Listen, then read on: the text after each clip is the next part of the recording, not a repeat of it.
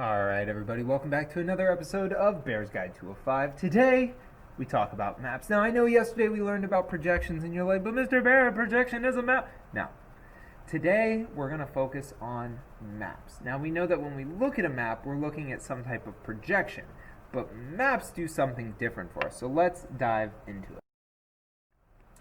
So there are two main types of maps that you need to know about. You have your thematic maps and your reference maps. Now, thematic maps show us information. So we have some type of projection in front of us, but on that projection, we're going to be looking at some type of information, whether it be agriculture throughout the world, religions throughout the world, population changes, it could be data, it doesn't matter. It's thematic and it has some type of theme. So what are the types of thematic maps? We're going to go into that, but just a quick list. You're going to see them all in the upcoming slides, but topo maps, choropleth, dot maps, cartogram, don't freak out, you'll see them soon. Our second main type of map, and this is the one that you're a little more familiar with, is reference maps. They show us a location. So I'm not going to go into too much detail about reference maps because we can all use them on our phones all the time, when we use GPS and stuff like that. We will go over them, but we're going to focus on thematic maps. So our first thematic map are topo maps. Topo maps show us elevation. Now, obviously, a flat piece of paper is really hard to show elevation, so they use these things called isolines. These are just lines that show value of elevation. That's it. That's all you got to know. Topo maps, they're thematic. They show elevation using isolines. That's it. Now, on this thematic map, we're looking at choropleth maps. Now, choropleth maps show their data through using blocks of color. Now, there are pros and cons to each type of map, and I highly suggest you understanding the pros and cons of each one. But the idea here, the pro is that, wow, this is really easy to read, and this is really straightforward. But the downside is that it can paint these broad general strokes of areas, and it really leaves out specific information. So what this thematic map is showing us is people who have personalized vanity plates, the people who spend the extra money to get the special license plates for their cars. Now, it's showing in Texas that it has the lowest rates. I find it pretty hard to believe that there's an even distribution throughout the entire state of Texas that is very low in vanity plates, especially knowing Texans. So it could be choropleth maps can be a little misleading because it can't give us specifics, it gives us broad strokes, so good and bad. Our next thematic map is a dot map, and right away, you should be able to understand that it's going to show data through dots. Now, this answers my question from earlier. Choropleth maps can't give us specific data points, but dot maps can, because if you look at Texas, now we know exactly where people are getting plates specifically made for their car. But the reverse problem is that when the dots get too clustered, we can no longer read it. Look at the northeast section of the United States. I can't differentiate that. So this is where I would use a choropleth map instead. But I digress. Our next thematic map is cartogram. It's going to manipulate size on a map to show information. Now, obviously, this map is very interesting to look at. We are looking at population, seeing how China and India have the most population in the world. So it is easy to read, but once again, not super data specific because we don't have exact numbers, but it does definitely get the point across that it needs to. So our next thematic map is graduated symbol, very similar to the dot, a little easier to read than the dot, but we're just going to use a bigger symbol, and the symbol's going to get bigger to show more data. I feel like that's pretty straightforward, but we'll talk about it more. All right, on to our reference maps. Now, reference maps are maps where we find location, right? That's it. Now, just about any map, I guess you could argue, could be a reference map, but there is one type of reference map you need to know, and it's cognitive. These are our mental maps. These are ones that we draw. These are the ones that we think, that we create based off of things we think are important in the landscape.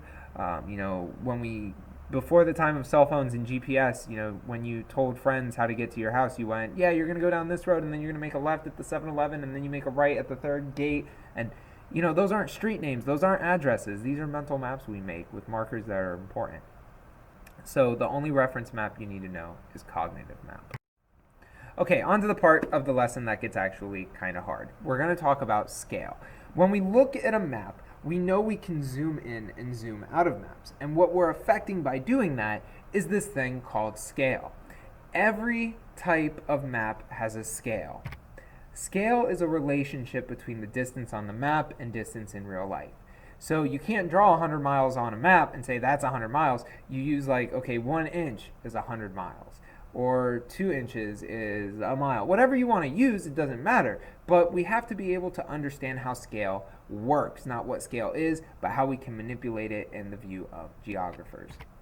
So scale, when we talk about it, is counterintuitive. When we say a map has a large scale, we're actually looking at a very small area. When we say a map has a small scale, we're looking at a very large area. So a small scale, large map would be the world. Large scale, small map would be neighborhood. Now, why is that? Why is it that when we have a large scale map, we're actually looking at a small area, or when we have a small scale, we're looking at a large map? Well, it's based on resolution. Resolution is the smallest thing you can see on a map. When you're looking at a world map, you can't see individual cities and streets and signs, but when you zoom all the way in with Google Maps, you can. And that's changing your scale of analysis, or your scale. You're just, what am I analyzing? What am I looking at? Am I looking at a small scale global map, or am I zooming all the way into a large scale local small map? That's it. And we also have to realize that when we change our scale, obviously the things we see change, but that means our data changes. That means what we're viewing changes. And we have to think about how we analyze that data differently. So let me give you an example, because like I said, scale can be really, really confusing. So the scale of a map, or the scale of analysis, or the scale of inquiry.